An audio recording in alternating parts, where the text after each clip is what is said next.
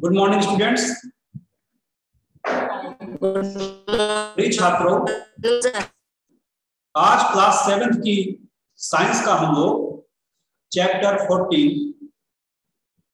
जिसका नाम है विद्युत धारा और इसके प्रभावों के बारे में चर्चा करेंगे। बच्चों, पिछली क्लास में आप लोगों ने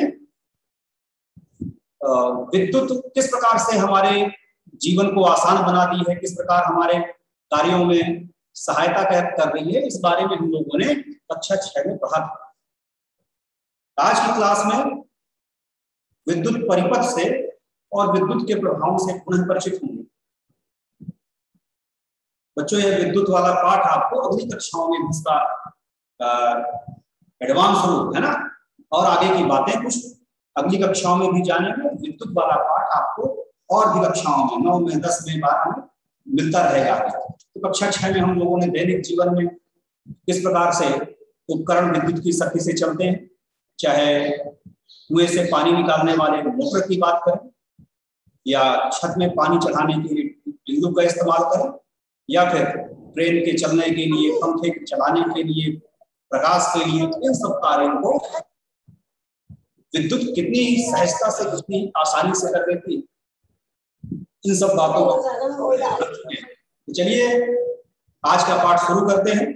तो बहुत से बच्चों के पास बुक नहीं है, तो मैं भी अपनी बुक इसी में ओपन कर लूं कंप्यूटर में, और जिससे बच्चे अपनी स्क्रीन पे देख सकें।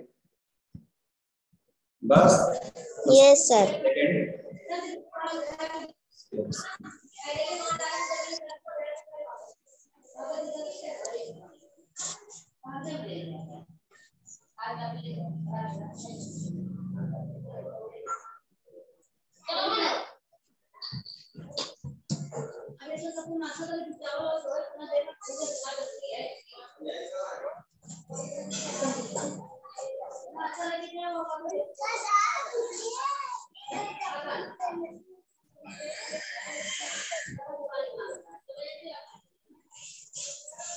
Good morning Priyanshi. Good morning sir. आपकी स्क्रीन पे बुक आपको दिखाई दे रही है क्या? Yes sir. ओके, ठीक है। चलिए बच्चों, हम लोग पाठ शुरू करते हैं।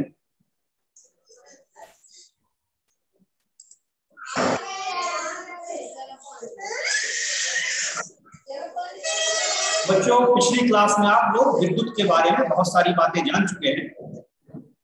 जैसे विद्युत परिपथ से भी हम लोग परिचित हुए।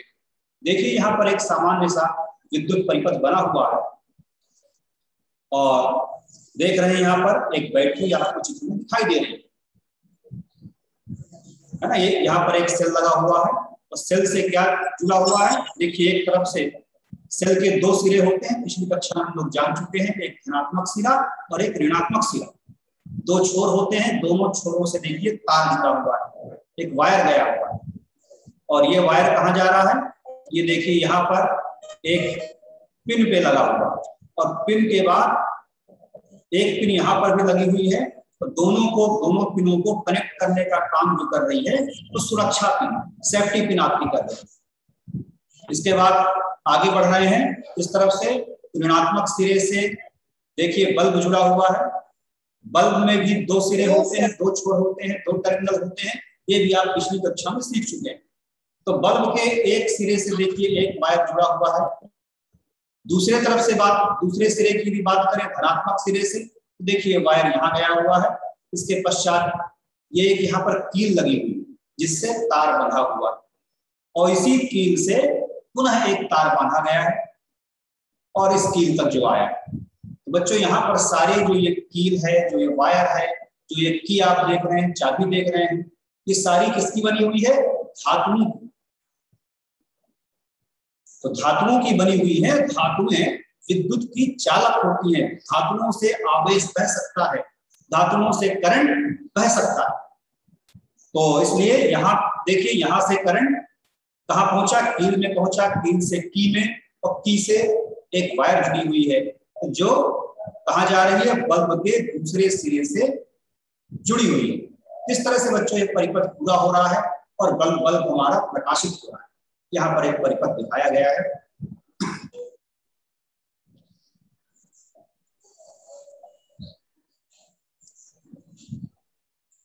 बच्चों इस परिपथ को दिखाने के लिए हम लोग आरेख भी खींच सकते हैं। आरेख कैसे खींचेंगे ये आगे चर्चा की जाएगी। तो बच्चों ये बहुत सारी चीजें यहाँ पर लगी हुई है, जैसे बैटरी लगी हुई है और यहाँ पर स्विच लगा हुआ है ना, बल्ब लगा हुआ है और वायर है।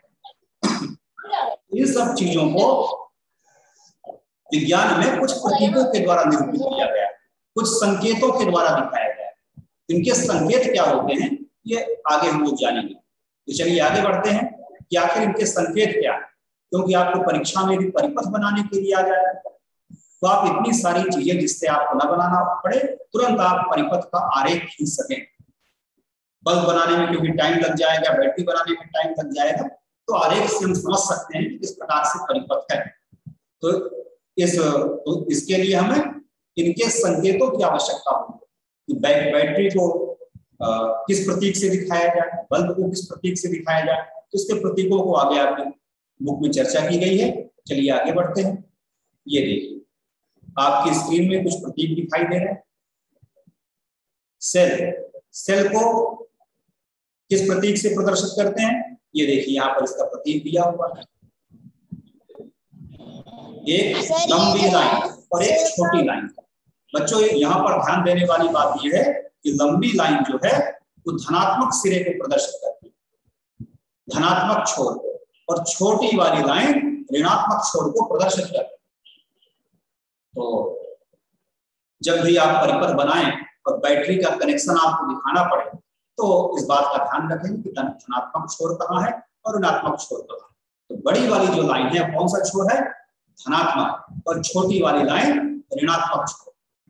इसी प्रकार से बल्ब को हम किस प्रतीक द्वारा निरूपित करते हैं, किस प्रतीक द्वारा दर्शाते हैं, तो इसका जो प्रतीक है वो क्या है, ये देखिए बल्ब को इस प्रतीक के द्वारा प्रदर्शित किया जाता है। इसी प्रकार से स्विच को यानी कुंजी को इस प्रतीक के द्वारा दर्शाते हैं। ऑन ऑफ दोनों स्थितियों में स्विच हो सकता है।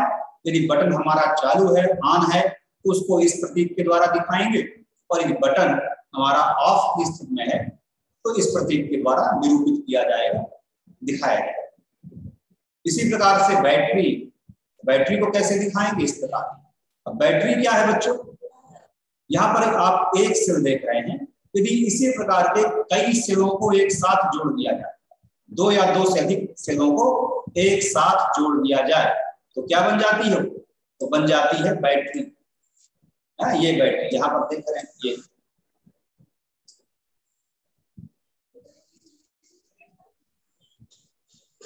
तो ये विद्युत सेल को एक साथ जोड़ा गया। देखिए किस तरीके से जोड़ा गया है। ऊपर वाला सेल आप देख रहे हैं कि इसमें दो सिरे हैं, ऋणात्मक सिरे से धनात्मक सिरे। इस प्रकार से नीचे देखिए, ऋणात्मक से धनात्मक, ऋणात्मक से धनात्मक, ऋणात्मक से धनात्मक, इस प्रकार से सेलों को जोड़ा गया। यदि हम उल्टा सेल जोड़ देंगे तो फिर बच्चों सेल हमारी जो है ऊर्जा देना बंद कर देंगे। इस प्रकार से सेल को हमें कनेक्ट करना और इस प्रकार से हमें बैटरी बनाना। चलिए इसको इरेज कर दें पहले, फिर आगे बढ़ते हैं।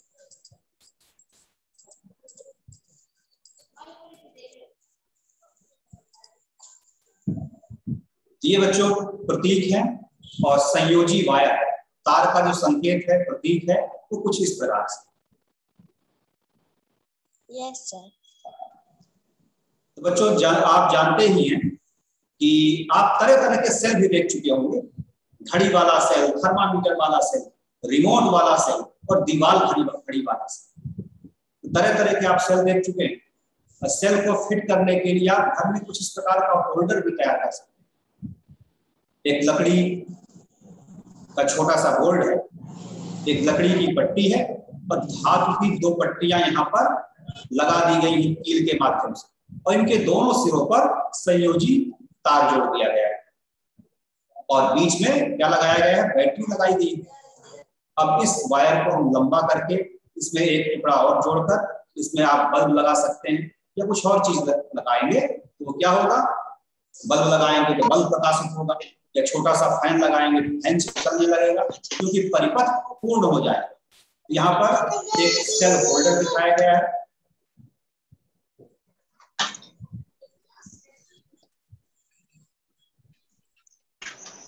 इसके पश्चात आगे बढ़ते हैं। बाजार में बच्चों इस प्रकार के भी होल्डर आपको मिल जाएंगे। ये देखिए यहाँ पर भी कुछ इस प्रकार के होल्डर आप देखे भी। देखिए हाथ यहाँ पर रिंग लगी हुई है, इस तरह की रिंग लगी हुई है और यहाँ से 2 वायर निकले हुए हैं जिसका कनेक्शन आप बल्ब से करेंगे। यहाँ पर भी एक परिपथ आपको चित्र में दिखाई दे रहा है, इस परिपथ को भी देख लीजिए। यह परिपथ पूर्ण परिपथ कहा जाता है क्योंकि वायर चारों तरफ से जुड़ी हुई है। तो यह परिपथ कैसा परिपथ है? पूर्ण परिपथ। यदि परिपथ पूर्ण नहीं होगा, अपूर्ण रहेगा, तो क्या होगा? बल्ब हमारा प्रकाशित नहीं होगा।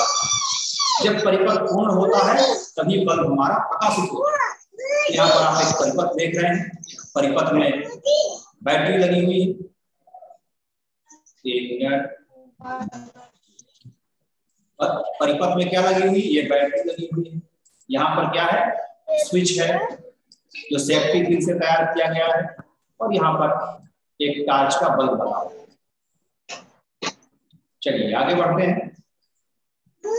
आगे पेज नहीं पढ़ रहा, बिना इरेज किए बच्चों नहीं पढ़ेगा। चलिए इसको इरेज कर देता है, फिर आगे स्पॉटलाइट। इसी परिपथ को बच्चों को इस प्रकार से हम लोग आरेख खींच सकते हैं। आरेख खींचना कितना आसान है, लेकिन आपको प्रतीक मालूम होने चाहिए तभी आप आरेख खींच सकते हैं। तो देखिए यहाँ पर आरेख खींचा गया है इसी परिपथ का। बैटरी को किस प्रकार दर्शाया गया है? बैटरी को यहाँ ये बैटरी लगा दी। बैटरी का प्रतीक हम लोग कुछ देर पहले देखे थे ना, सेल का बैटरी के प्रतीक ये देखिए। सेल का जो प्रतीक है ये, और इसी प्रतीक को, इस वाले सेल के प्रतीक को, सॉरी आगे कहाँ गया? कुछ बच्चों की आवाज आ रही है, अपना माइक बंद कर लें, म्यूट कर लें जब जरूरत हो तभी। तो बच्चों इस बैटरी को यहाँ पर आरेख में कुछ इस प्रकार से दिखाया गया है। बल्ब को कैसे दिखाया गया है? बल्ब का संकेत भी आपने देखा थोड़ी देर पहले। ये देखिए बल्ब का संकेत यहाँ पर। इस बल्ब के संकेत को इस परिपथ में इस प्रकार से दिखाया गया है। प्रकाशित है तो चारों तरफ से लाइन खींच दी गई, बुझा हुआ है प्रकाशित नहीं है तो लाइनें नहीं खींचेंगे। और ये संयोजी तार है, वायर है। और यहाँ पर क्या दिखाई गई है? कुंजी है, स्विच है। स्विच किस स्थिति में है? ऑन की स्थिति में स्विच है। आप ये देखिए ऑन वाला स्विच की क्या स्थिति रहती है? इस प्रकार से। इसके प्रतीक है, प्रतीकों के माध्यम से इस परिपथ को आरेख के रूप में बनाया जाता है। तो सभी बच्चे आसानी से आरेख बना लेते हैं देखकर। और पुनः एक बार बता दूं मैं, ये आपका क्या है? ये सेल है। ये आपकी क्या है?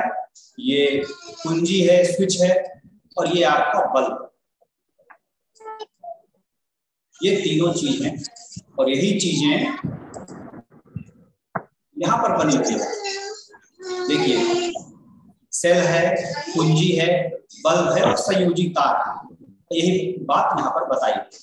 और एक वायर बनी हुई है ना, तो वायर आप देख रहे हैं। इस तरह से आप किसी भी परिपथ का आरेख खींच सकते हैं।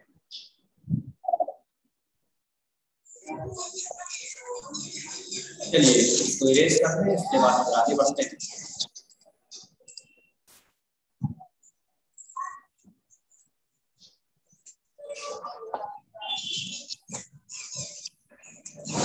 एक बच्चों परिपथ यहाँ पर भी दिखाया गया। यहाँ पर आपका परिपथ एक बंद परिपथ और दूसरा क्या है? खुला परिपथ। तो 2 प्रकार के परिपथ हैं। ये देखिए खुला परिपथ, यहाँ पर बल्ब प्रकाशित नहीं हो रहा है ना? क्यों नहीं प्रकाशित हो रहा है? क्योंकि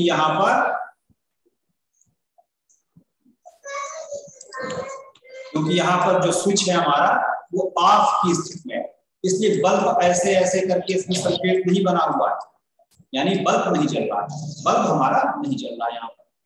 तो ऊपर हमने देखा था कौन सा परिपथ, बंद परिपथ, और ये दूसरा जो आरेख आपका खींचा हुआ है ये खुले परिपथ का। चलिए आगे बढ़ते हैं। इसके पहले इसको इरेज करना पड़ेगा, तब ये आगे बढ़ेगा।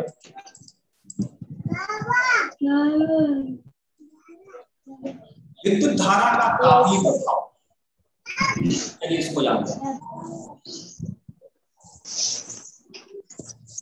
एक विद्युत सेल, एक टार्च बल्ब, एक स्विच तथा संयोजक तार, ये सब लेकर क्या करेंगे हम, चित्र 14.9 में दर्शाए अनुसार एक विद्युत परिपथ बनाएंगे। यह क्रियाकलाप केवल एक सेल का उपयोग करके किया जाना है। स्विच को ऑफ की स्थिति में रखें। क्या बल्ब प्रकाशित होता है, दीप्त होता है, यानी जलता है? बल्ब को छू कर देखिए। अब स्विच को ऑन की स्थिति में लाइए। बल्ब को 1 मिनट तक अथवा कुछ अधिक समय तक जलने दीजिए। बल्ब को फिर से छू कर देखिए।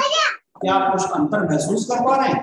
स्विच को ऑफ की स्थिति में लाकर कुछ समय पश्चात फिर से बल्ब को छू कर देखिए। बच्चों क्या होगा, जब हम स्विच को ऑफ की स्थिति में करके रखे थे, तब हमने जब बल्ब को स्पर्श किया था तो कैसा था, ठंडा था, वो गर्म नहीं था। इसके पश्चात कुछ देर के लिए जब हम बल्ब को जला कर रखे, स्विच को ऑन की स्थिति में कर दिया, तब क्या हुआ, बल्ब हमारा कुछ गर्म हो गया। गद्दा में पता दूरी फेंके। तो बच्चों, बिजली का इस्तेमाल, विद्युत का इस्तेमाल ताप के लिए, ऊष्मा के लिए भी करते हैं। तो देखिए यहाँ पर हीटर विद्युत के द्वारा जल रहा है, जो हमें ऊष्मा दे रहा है, गर्मी दे रहा है। क्रियाकलाप 14.3 हम लोग पढ़ते हैं। चित्र 14.10 इस बारे में, ठीक है, इसको देखना है क्या लिखा हुआ है। चित्र 14.10 में दर्शाए अनुसार विद्युत परिपथ बनाइए। ठीक है, बना लिया। लगभग 10 सेंटीमीटर लंबा नाइक्रोम का एक टुकड़ा लेना है, इसे 2 किलो के बीच बांधिए। आपको नाइक्रोम का तार विद्युत भित्रों की मरम्मत करने वाले विद्युत मिस्त्री जो होते हैं उनकी दुकान से आपको मिल जाएगा, अथवा आप किसी विद्युत हीटर के बेकार तार का उपयोग इसके लिए कर सकते हैं। इस तार को स्पर्श कीजिए। अब स्विच को ऑन की स्थिति में कीजिए। ऑन की स्थिति में करने के पश्चात कुछ देर तक ऑन रहने दीजिए। इसके पश्चात हम लोग देखते हैं ये तार जो है, जो नाइक्रोम का वायर है, वो गर्म हो गया। टूट गया क्या पाइप? सावधान, स्विच को ऑन की स्थिति में अधिक समय तक ना रखें। ऐसा करने से सेल अधिक दुर्बल हो जाता है। तो बच्चों, सेल के अंदर बहुत सारे रासायनिक पदार्थ होते हैं, तो यदि उनका इस्तेमाल कर लिया गया तो फिर सेल हमारा विद्युत देना बंद कर देता है। तो अधिक देर तक उसे ऑन की स्थिति में नहीं रखना है, ये फिर उसका जो पावर है वो कमजोर हो जाएगा, उसमें हमारा दुर्बल हो जाएगा। जब किसी तार से कोई विद्युत धारा प्रवाहित होती है तो वह तप्त हो जाता है, गर्म हो जाता है। इसे विद्युत धारा का तापीय प्रभाव कहते हैं। बच्चों, अलग अलग वायर के अलग अलग गुण रहते हैं, अलग अलग प्रकार के तार होते हैं। जैसे नाइक्रोम का जो वायर है वो बिजली को, विद्युत को रोक कर रखता है, आगे नहीं बढ़ने देता है, जिससे यह तुरंत गर्म हो जाता है, तुरंत लाल हो जाता है। क्या आप किसी ऐसे विद्युत यंत्र का नाम बता सकते हैं जिसमें विद्युत धारा के तापीय प्रभाव का उपयोग किया जाता है? ऐसे यंत्रों की एक सूची बनाइए जो गर्म हो जाते हैं। जैसे हमारा इस्त्री हो गई है ना, इलेक्ट्रिक प्रेस, इसी प्रकार से हीटर हो गया, और साथ में और क्या, इमल्सन रॉड हो गया, पानी गर्म करने वाला रॉड हो गया, जिसमें विद्युत धारा के तापीय प्रभाव को हम देख सकते हैं। इन सब में बच्चों नाइक्रोम की वायर का उपयोग किया जाता है, जो करंट को आगे बढ़ने से रोकता है। उसमें करंट धीरे धीरे बहता है, जिससे वह तुरंत गर्म हो जाता है, और उसके तापीय प्रभाव का, उसकी गर्मी का उपयोग हम विभिन्न कार्यों में करते हैं। आपने कमरे को गर्म करने अथवा खाना पकाने में उपयोग होने वाले विद्युत तापक देखे होंगे, यानी हीटर देखे होंगे। इन सभी में तारों की एक कुंडली होती है। तार की इस कुंडली को विद्युत तापन अवयव अथवा केवल अवयव या एलिमेंट कहते हैं। आपने ध्यान दिया होगा कि जब इन यंत्रों को विद्युत मेंस से जोड़कर स्विच को ऑन की स्थिति में लाते हैं तो इसके अवयव रक्त तप्त होकर ऊष्मा देने लगते हैं, बिल्कुल लाल होकर ऊष्मा देने लगते हैं। ये आप लोगों ने भी देखा होगा। किसी तार में उत्पन्न ऊष्मा का परिमाण उस तार के पदार्थ जिससे वह तार बना हुआ है उसकी लंबाई तथा मोटाई पर निर्भर करता है। अतः विभिन्न आवश्यकताओं के लिए भिन्न पदार्थों तथा भिन्न लंबाई एवं मोटाई के तार का उपयोग किया जाता है। तो बच्चों, हीटर के वायर को आप देख रहे हैं, कौन सा वायर कितनी ऊष्मा देगा, गर्मी देगा, ये इस पर निर्भर करता है कि वह तार आपका किस मटेरियल का बना हुआ है। साथ में तार की लंबाई कितनी है और तार की मोटाई कितनी है, इस पर भी ये बात निर्भर करते हैं। इसलिए बाजार में आप तरह तरह की वायर देखी होंगी। हीटर वाली वायर कुछ कम गर्म होती है, कुछ ज्यादा गर्म होती है। इसी प्रकार पानी गर्म करने वाला जो इमल्सन राड है, तो कुछ राड ऐसे हैं जो आप 1 बाल्टी पानी को 10 मिनट में गर्म कर देंगे, कुछ राड को पानी गर्म करने में आधे घंटे का समय लग जाता है। तो वो तार की मोटाई, तार की किस पदार्थ से बना है, तार की लंबाई, इन सब बातों पर ये चीजें निर्भर करती हैं। विद्युत परिपथ को जोड़ने में प्रयोग होने वाले तार सामान्यतः गर्म नहीं होते। इसके विपरीत कुछ विद्युत यंत्रों के अवयव इतने अधिक तप्त हो जाते हैं कि आसानी से दिखाई देते हैं। विद्युत बल्ब के यदि किसी तार से बड़े परिमाण की विद्युत धारा प्रवाहित होती है तो वह तार इतना अधिक तप्त हो जाता है कि वह पिघलकर टूट जाता है। परंतु क्या यह संभव है कि कोई तार पिघलकर टूट जाए? आइए इसका परीक्षण करें। तो बच्चों, हर चीज का गलनांक होता है। तो जब बहुत ज्यादा परिमाण की विद्युत धारा किसी वायर से गुजरती है तो यदि उसका गलनांक कम है तो तुरंत पिघल जाएगा, और जिस तार का गलनांक अधिक है वो देर से पिघलेगा। तो देखिए यहाँ पर विद्युत धारा इस वायर से होकर, बल्ब के इस तार से होकर, इस फिलामेंट से होकर जब गुजरती है तो बिल्कुल लाल तप्त हो जाता है और क्या है, प्रकाश उत्सर्जित करता है।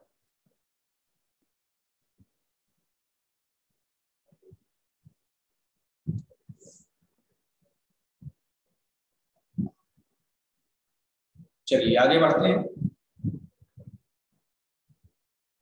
तरह तरह के इस चित्र में आप बल्ब भी देख रहे हैं, ट्यूबलाइट देख रहे हैं, है ना, CFL बल्ब देख रहे हैं, LED बल्ब देख रहे हैं। प्रकाश उत्पन्न करने के लिए लाल दीप्त बल्बों का प्रायः उपयोग होता है, लेकिन यह ऊष्मा भी देता है। इसका अर्थ यह है कि प्रयुक्त विद्युत का एक भाग ऊष्मा उत्पन्न करने में खर्च हो जाता है। यह वांछनीय नहीं है। बल्ब लगाने का आपका उद्देश्य क्या है कि कमरे में आपकी प्रकाश हो। कमरा गर्म करना हमारा उद्देश्य नहीं रहता। लेकिन जो पुराने बल्ब आते हैं तो क्या करते हैं, प्रकाश तो देते हैं, ठीक है, अच्छी बात है, लेकिन साथ में वो गर्म भी हो जाते हैं। उनको आप स्पर्श करेंगे तो हाथ आपका जल जाएगा, जो हमारे लिए कोई जरूरी नहीं, क्योंकि इससे विद्युत फिजूल में विद्युत खर्च होती है। विद्युत हमें प्रकाश के लिए सिर्फ खर्च करना है, कमरा गर्म करने के लिए विद्युत खर्च करने की आवश्यकता नहीं है। लेकिन वो बल्ब ऐसे बने हुए हैं कि कमरा भी गर्म करते हैं, तो अनावश्यक विद्युत का व्यय होता है, विद्युत की क्षति होती है। तो आजकल नए बल्ब आ गए, तो प्रदीप्त नलिकाओं तथा संहत प्रदीप्त लैंप इससे बेहतर और अच्छा प्रकाश देते हैं। आजकल प्रकाश उत्सर्जक डायोड LED बल्बों का भी प्रयोग बढ़ गया है। एक निश्चित तीव्रता का प्रकाश उत्पन्न करने के लिए ताप दीप्त बल्बों, प्रदीप्त नलिकाओं तथा संहत प्रदीप्त लैंपों की तुलना में LED बल्ब होता है। विद्युत का कम उपयोग करता है। इस प्रकार एलईडी बल्ब बहुत ही विद्युत दक्ष हैं और इसलिए इन्हें प्राथमिकता दी जा रही है। लोग बाग अपने घरों में लगा रहे हैं क्योंकि इससे बहुत कम बिजली खर्च हो रही है। चलिए, ये क्या बना हुआ है भाई? विद्युत सानिध्रों के उपयोग में आने वाले फ्यूज। ओके, ठीक है। तो ये आप चित्र में फ्यूज देख रहे हैं। फ्यूज का क्या काम है? तो बच्चों, कभी कभी हमारे उपकरणों को जितनी विद्युत धारा की आवश्यकता होती उससे ज्यादा परिमाण की विद्युत धारा हमारे घरों में सप्लाई हो जाती है। तो कई बार ट्रांसफार्मर में कुछ मिस्टेक के कारण या दो तारों के आपस में जुड़ने के कारण या विद्युत लाइन में और कोई फॉल्ट होने के कारण हमारे घरों में जो वायर जो हमारे घरों तक विद्युत धारा सप्लाई कर रहा है, विद्युत धारा भेज रहा है, तो उसमें जितनी हमें धारा चाहिए उससे ज्यादा पावर का करंट हमारे घरों तक पहुंच जाता है। और यह करंट विद्युत के जो भी उपकरण हमारे घर में है, फ्रिज है, टेलीविजन है या फिर बल्ब और पंखे हैं, जब आवश्यकता से अधिक धारा उन उपकरणों में प्रवाहित होती है तो वो उपकरण खराब हो सकते हैं, जल सकते हैं। उनको जलने से, खराब होने से बचाने के लिए एक एक जुगाड़ किया गया है। ये जुगाड़ देख रहे हैं,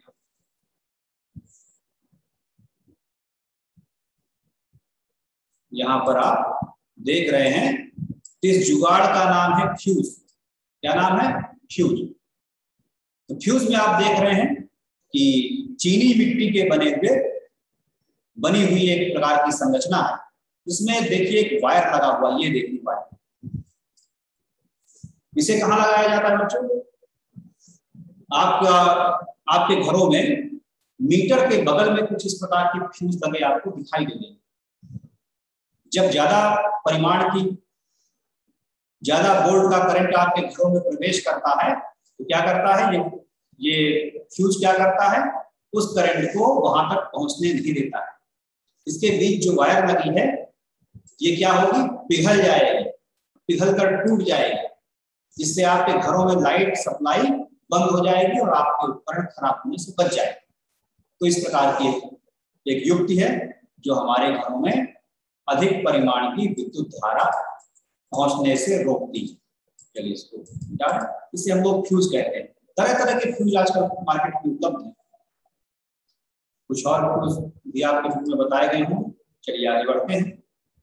ये देखिए, कुछ इस प्रकार के फ्यूज भी हैं। इसके अंदर आपको एक वायर दिखाई दे रही है। जब ज्यादा इस प्रकार के फ्यूज आपके फ्रिज में, कंप्यूटर में, टेलीविजन इत्यादि में लगा होता है, जब टीवी में या फ्रिज में आपकी ज्यादा परिमाण की, ज्यादा पावर की, ज्यादा लाइट सप्लाई होती है तो बीच का वायर क्या होता है? टूट जाता है। और जो करंट है वो टेलीविजन के अंदर या उस टेलीविजन के अंदर जो भी मशीनरी लगी हुई है उसको नुकसान नहीं पहुंचाते हैं। उससे पहले ही लाइट सप्लाई बंद हो जाती है जब करंट इसी के अंदर से होकर बहता है। और ये कम गलनांक का एक वायर लगा हुआ है जो तुरंत पिघल जाता है। जहां तेज लाइट आई वहां ये वायर क्या है? पिघल गया और आगे लाइट सप्लाई बंद हो गई। कुछ इस प्रकार के फ्यूज भी आप आ गए हैं कुछ यंत्रों में और भी बच्चों।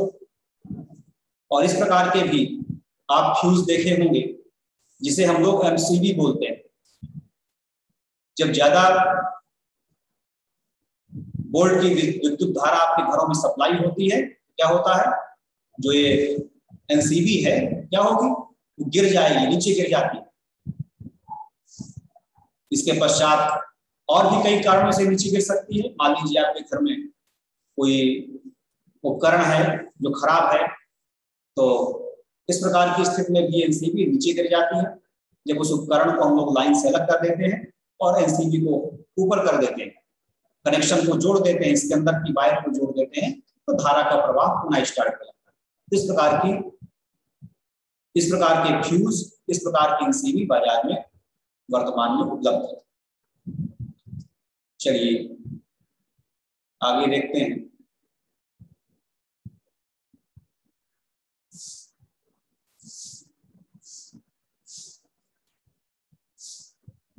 सावधान, क्या यहाँ जानकारी बताई गई है?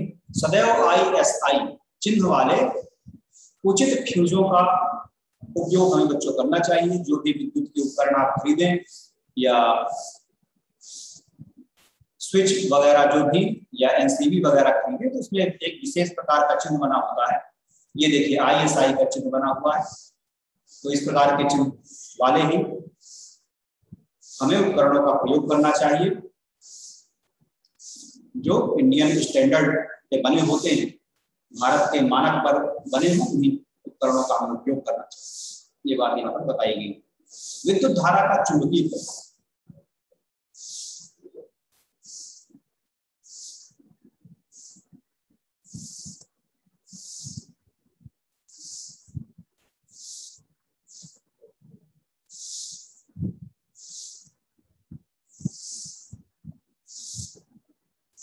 बच्चों यहाँ पर विद्युत धारा का चुंबकीय सुई पर क्या प्रभाव पड़ रहा है यहाँ पर बताया गया है। आगे अपडेट टाइम कितना पार्ट अभी बचा हुआ है ज्यादा।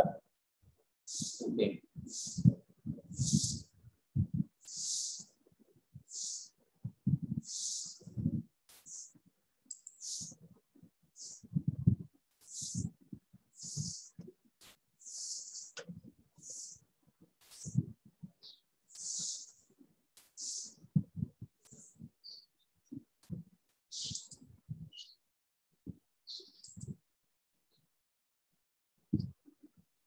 बच्चों शायद आपके क्लास का टाइम पूरा हो गया।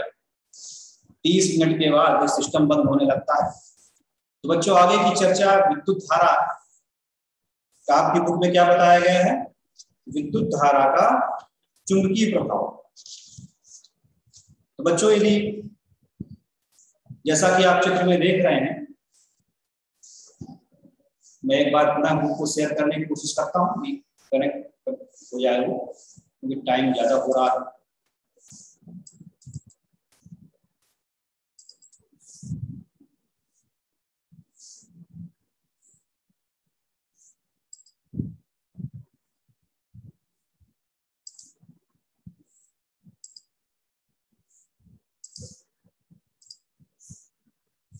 स्वाति,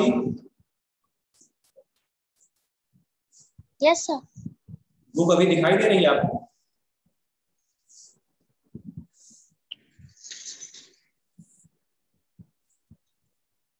चलिए हम लोग यहाँ पर पढ़ रहे थे कि विद्युत धारा का चुंबकीय प्रभाव।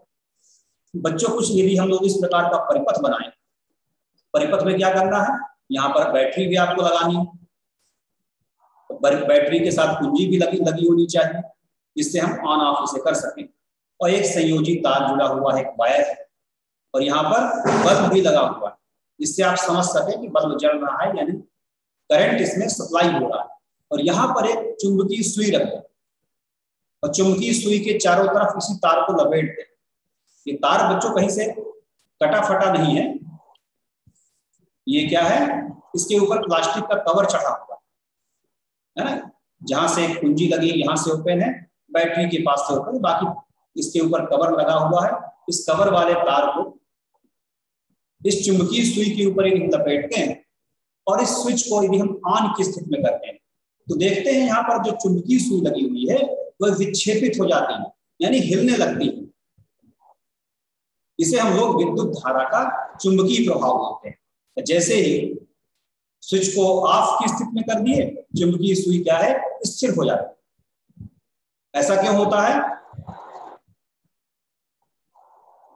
चलिए इसी पैराग्राफ हम लोग पढ़ रहे थे।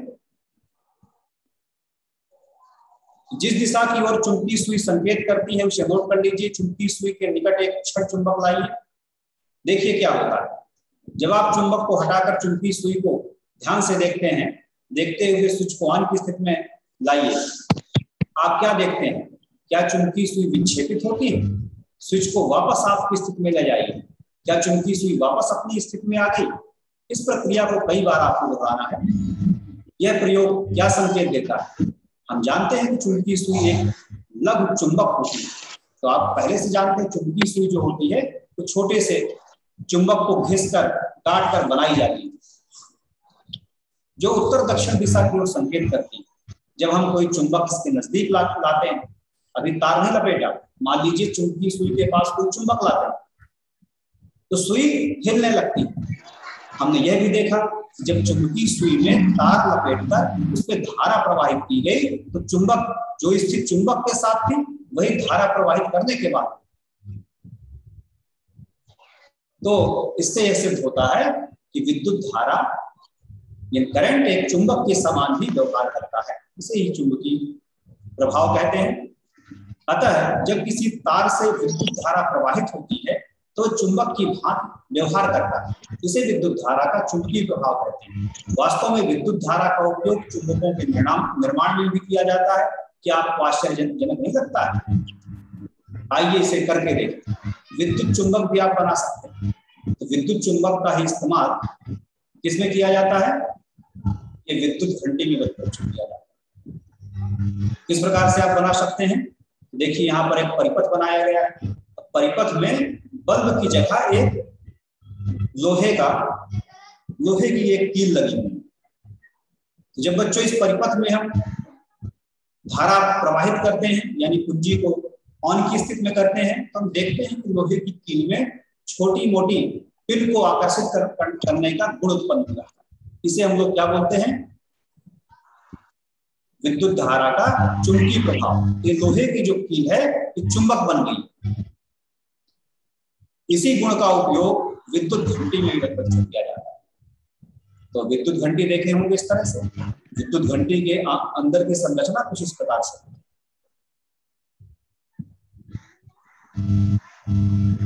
चलिए इसके बारे में जान लें। हम सभी विद्युत घंटी से भली भांति परिचित हैं। इसमें एक विद्युत चुंबक होता है। आइए देखें विद्युत घंटी कैसे काम करती है। चित्र में आप विद्युत घंटी को देख रहे हैं। ये देखिए चित्र में आपको विद्युत घंटी दिखाई दे रही है।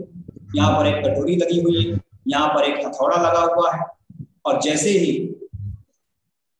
विद्युत इस कुंडली में सप्लाई होती है तो एक बार क्या होता है, विद्युत सप्लाई होती है, इसके बाद ये परिपथ टूटता है और जुड़ता है।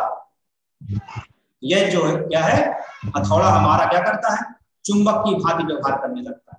एक बार इससे चिपकेगा, एक बार छोड़ेगा, एक बार चिपकेगा, एक बार छोड़ेगा।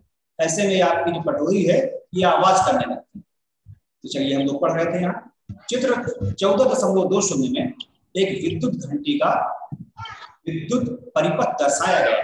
इसमें लोहे के टुकड़े पर तांबे के तार की कुंडली लपेटी गई है। विद्युत चुंबक के निकट लोहे की एक पट्टी भी लगी हुई है। इसके एक सिरे से हथौड़ा जुड़ा हुआ है। लोहे की पट्टी की समीप एक संपर्क पेंच भी लगा हुआ है। जब लोहे की पट्टी इस पेंच के संपर्क में आती है तो विद्युत परिपथ पूरा हो जाता है तथा कुंडली से विद्युत धारा प्रवाहित होती है, तो वह विद्युत चुंबक बन जाती है। तब यह लोहे की पट्टी क्या करेगी, पट्टी को अपनी ओर खींचती है। तो यह परिपथ को भी तोड़ देता है। एक बार परिपथ टूटता है, एक बार जुड़ता है। विद्युत घंटी कैसे काम करती है इसको हम एक वीडियो के माध्यम से भी अगले दिन बच्चों समझेंगे, जानेंगे। इसमें बहुत ज्यादा स्पष्ट चित्र नहीं बना जिससे आप समझ सकें, तो इसको एक वीडियो के माध्यम से समझेंगे किस प्रकार से पट्टी में धारा सप्लाई होती है और किस प्रकार से कनेक्शन जुड़ता है, कटता है। तो आज का बच्चों टॉपिक आज का पूरा हुआ। अगले दिन इसी पार्ट की एक्सरसाइज हम लोग करेंगे। अगली क्लास का आपका टाइम हो रहा है, तो आज की क्लास यहीं समाप्त करते हैं। Yes sir.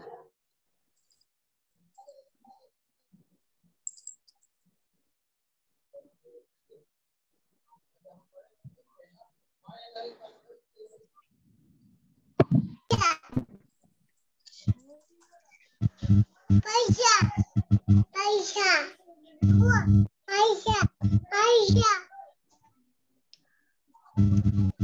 पैसा पैसा पैसा